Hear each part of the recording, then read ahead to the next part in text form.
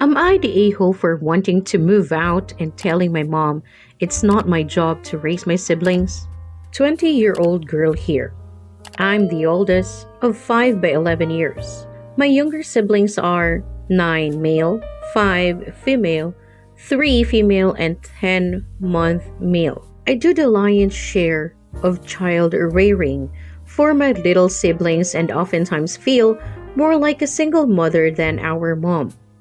As well as taking care of them, I also cook, clean, and do basically anything that needs doing. Our mom, I love her, but she isn't great.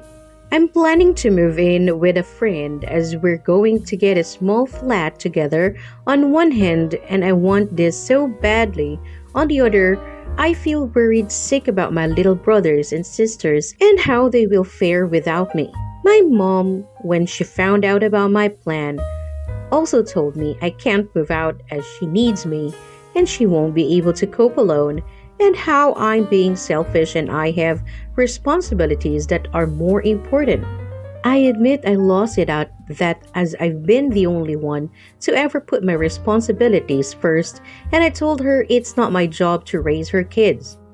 She now thinks I'm entitled and spoiled and has even told my little siblings how I'm going to be leaving them all behind as I'm too interested in myself.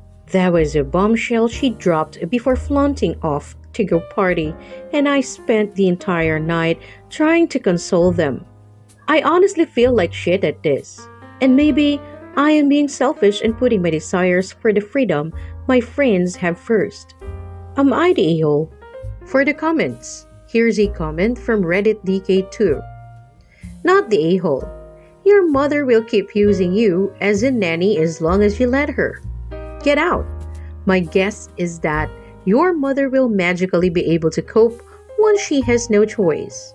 Here's another comment from FewBlood1369. I doubt that, to be honest. She has no real part in the childcare and she wasn't great at it even when she and my dad were together. From Diesel King, then you should keep an eye on them from your new home, and if necessary, call the CPS on their behalf. But don't let yourself guilt trip into staying there further. You have already done more than anybody could reasonably expect. Not the a-hole. From Ad Groundbreaking 4397, if you'd be willing to take them on if CPS got involved, see what the requirements are and what assistance you might get. Some places don't pay kinship foster carers. Teach the older ones your phone number and how to make a phone call. An added comment from Ad Groundbreaking 4397. Also, go over fire safety. Yell and get themselves out and away from the building. Ask safe neighbors for help, etc.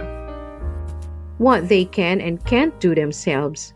No sharp knives or cooking.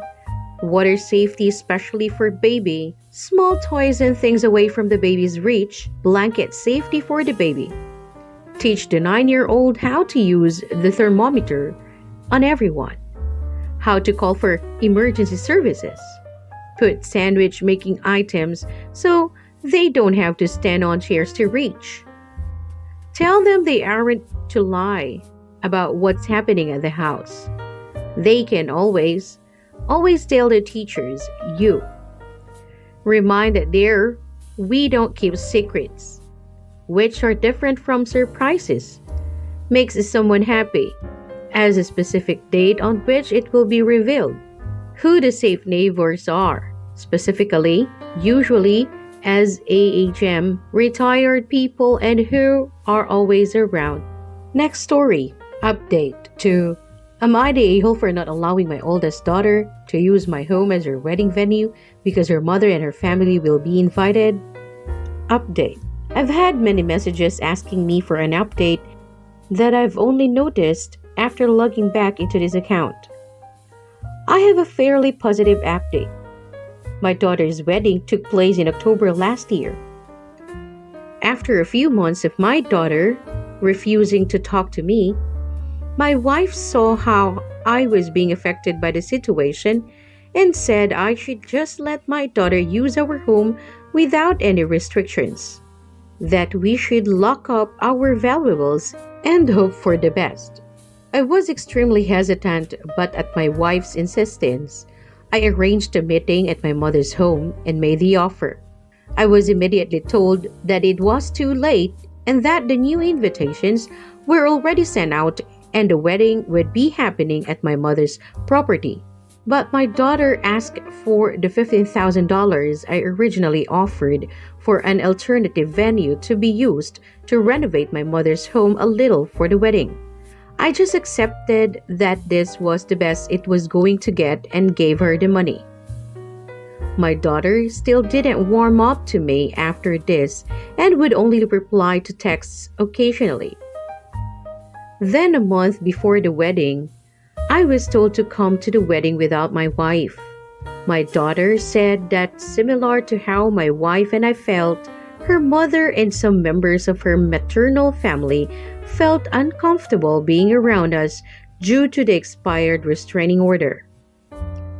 She said she was willing to fight them to have her father at the wedding.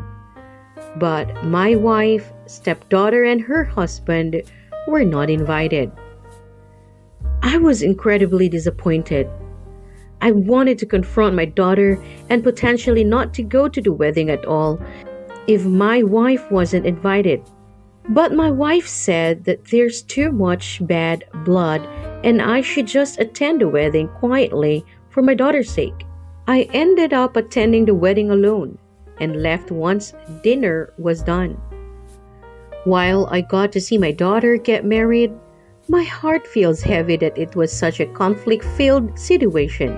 Even having me walking her down the aisle became such a touchy subject that she just ended up having her half-brother walk her down the aisle instead.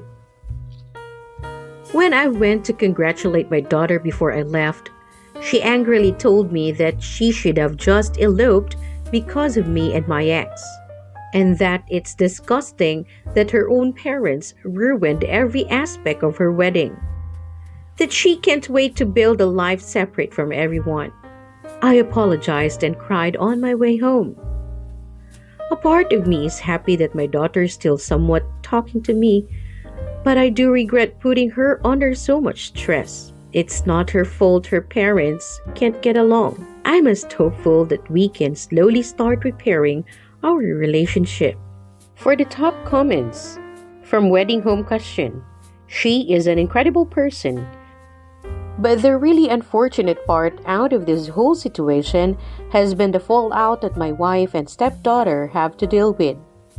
There's members of my family who think my wife played a part in not having our home made available for my daughter, even though I've repeatedly told them that she in fact pushed to let the wedding happen at our home. Even worse is that both my daughter and my stepdaughter's husband worked for my father. My son-in-law had to change companies because of how awkward the entire situation was since my father was fully supporting my daughter. So, my stepdaughter ended up moving 2 hours away, which has upset my wife greatly.